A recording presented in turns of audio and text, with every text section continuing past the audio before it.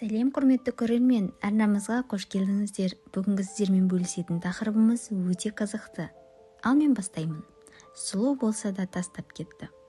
Менің бір құрбым бар, керемет сұлу. Табиғат берген сұлулығына қоса ол өзіне ерекше күтім жасайды. Шашына, бетіне, тіпті қолы мен бүкіл денесінің терісіне маска жасаудан ерінбейді. Апта сайын мені қояр да қоймай моншаға ертіп барады. Монша жасартады, дейді ол. Моншада да қарап отырмай, сұлы ұлпасын суға малып, денесіне жағып маска жасайды. Кез келген еңбектің нәтижесі болады ғой.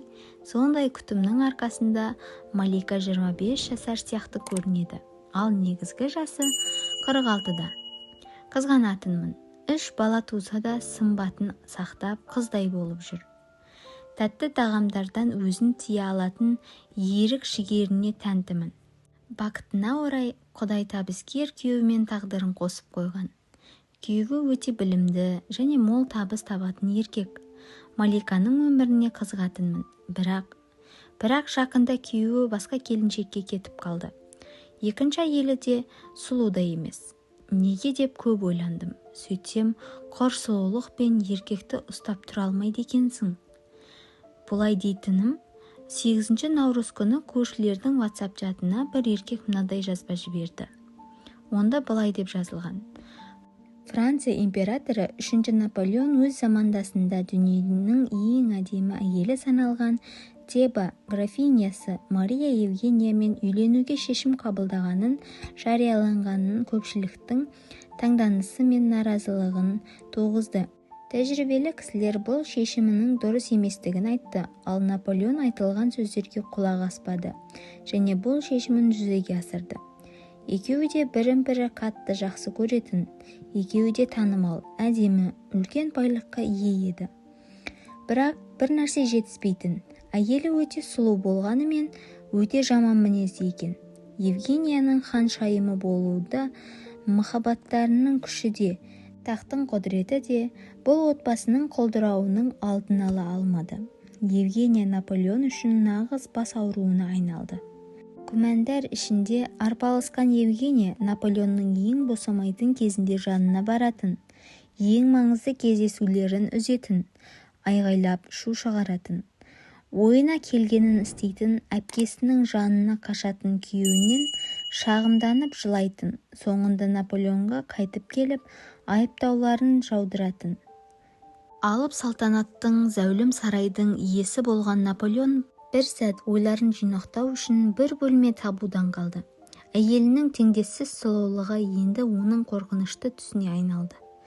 Бұрын оның жүзіне қарағанда рахаттанатын Наполеон енді оны көрмеген сәттерінде рахаттанатын болды.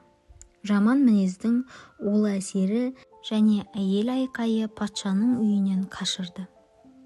Бұдан хабардар болған 20 жыл ажырасу істерімен айналысқан танымал адвокат былай дейді. Ер адамдардың өз үйіне ерте барудан қашып, қаңғырып кетулерінің ең басты себебі үйіндегі әйелінің ызыңы болу екендігіне куә болдым. Көп әйелдер өз отбасыларының мазарын осылай қазады, дейді. Осы жазбаны оқыған соң мен сұлу құрбым Маликаның мінезін ойша саралай шықтым. Ол да әлгі жазбадағы сияқты күйеуінің әр қадамын аңдып, болмашы нәрсеге ұрыс шығара беретін әйел. Әйелінің бар жағдайын жасап отырса да, ағайын туысына, шешесіне берген көмегін тізбектеп қызғанатын әдеті бар. Бере берсін, жетеді ғой. Бастысы сенің сұраған ақшаңды қолыңа ұстатып отыр. Шалқы өмір сүріп жатырсың ғой, дейтінмін оған. Бірақ Малика күйеуінің інісіне немесе қарындасына ақшалай көмек бергенін естісе, оны қуырып жеп қоярдай болатын. Осындай жағымсыз мінезі бар еді. Ақыр соңында осы мінезінен күйеуі қашып кетті-ау деймін. Зәулім үйін, барын әйеліне тастап кетті. Одан бөлек 3 баласына ай сайын ақша беріп отырам депті. Сонда ол құлағының тыныштығы үшін ғана кетіп қалған болып тұр ғой. Міне көрермен, жар таңдағанда отбасылық өміріңізді бақытты қылу және үйіңізді тозақ азабына айналдырмау үшін барлық нәрседен бұрын әйелден жақсы мінез іздеу керек. әйелдің сұлулығына қарап емес, мінезіне қарап үйленген дұрыс-ақ. Ал әйелдер, сыртыңызды бояй бермей, ішкі жан дүниеңізді сұлуландырыңыз. Әйтпесе, құр шырай мен отбасыны ешқашан сақтай алмайсыз. Құрметті көрермен, арна қызық болса, арнаға тіркеліп, өз ойыңызды комментарий арқылы жеткізіңіз. Сізге және сіздің отбасыңызға Алла ұзақ ғұмыр мен тыныштық берсін.